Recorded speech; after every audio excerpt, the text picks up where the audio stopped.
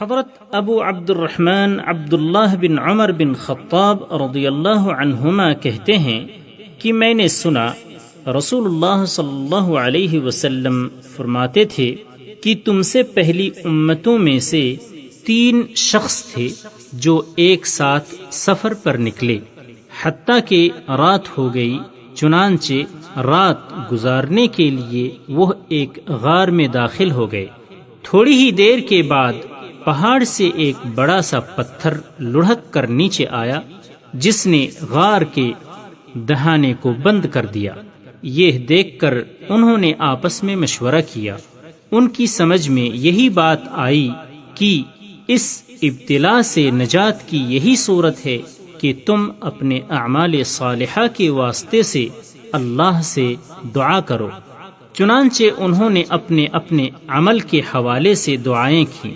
ان میں سے ایک نے کہا، یا اللہ، تو جانتا ہے میرے بوڑھے ماں باپ تھے اور شام کو میں سب سے پہلے انہی کو دودھ پلاتا تھا۔ ان سے پہلے میں اہل و عیال کو اور خادم و غلام کو نہیں پلاتا تھا۔ ایک دن درختوں کی تلاش میں دور نکل گیا اور جب واپس لوٹ کر آیا تو والدین سو چکے تھے۔ میں نے شام کا دودھ دوہا اور ان کی خدمت میں لے کر حاضر ہوا تو دیکھا کہ وہ سوئے ہوئے ہیں۔ میں نے ان کو جگانا بھی پسند نہیں کیا اور ان سے قبل اپنے اہل اور غلاموں کو دودھ پلانا بھی گوارا نہیں کیا۔ میں دودھ کا پیالہ ہاتھ میں پکڑے ان کے سرہانے کھڑا ان کے جاگنے کا انتظار کرتا رہا، جبکہ بچے بھوک کے مارے میرے قدموں میں بلبلاتے رہے حتیٰ کہ صبح ہو گئی اور وہ بیدار ہوئے۔ میں نے انہیں ان کے شام کے حصے کا دودھ پلایا اور انہوں نے پیا۔ یا اللہ، اگر یہ کام میں نے صرف تیری رضا کے لیے کیا تھا تو ہم اس چٹان کی وجہ سے جس مصیبت میں پھنس گئے ہیں اس سے ہمیں نجات عطا فرما دے۔ اس دعا کے نتیجے میں وہ چٹان تھوڑی سی سرک گئی، لیکن ابھی اس سے باہر نکلنا ممکن نہیں تھا۔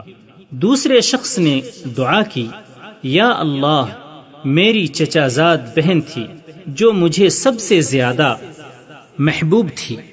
دوسری روایت کے الفاظ یہ ہیں کہ میں اس سے اتنی شدید محبت کرتا تھا جتنی کی زیادہ سے زیادہ محبت مردوں کو عورتوں سے ہو سکتی ہے۔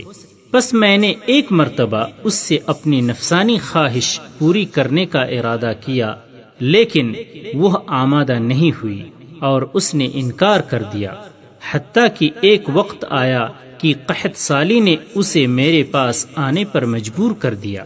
میں نے اسے اس شرط پر 120 دینار دیے کہ وہ میرے ساتھ خلوت اختیار کرے۔ چنانچہ وہ آمادہ ہو گئی۔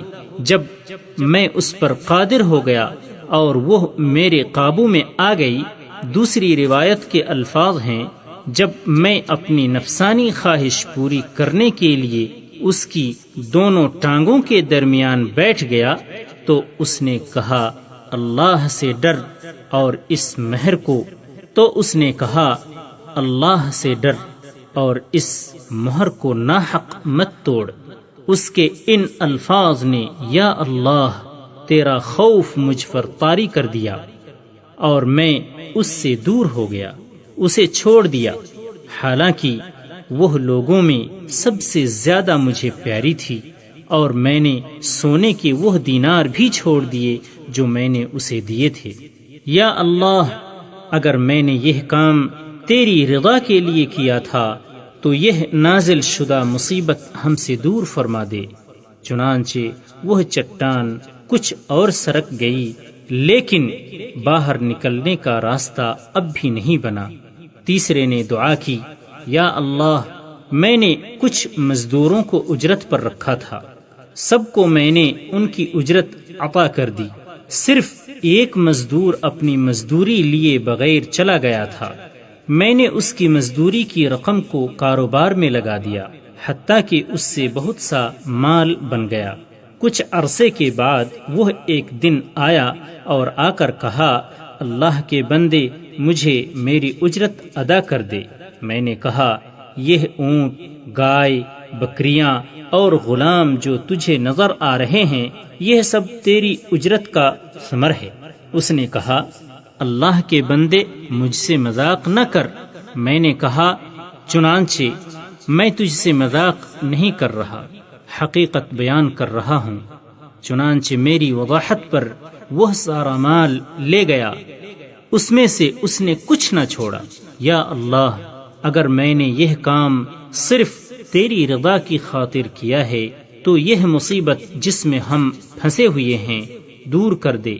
پس وہ چٹان بالکل سرک گئی اور غار کا منہ کھل گیا اور سب باہر نکل آئے۔ بخاری و مسلم۔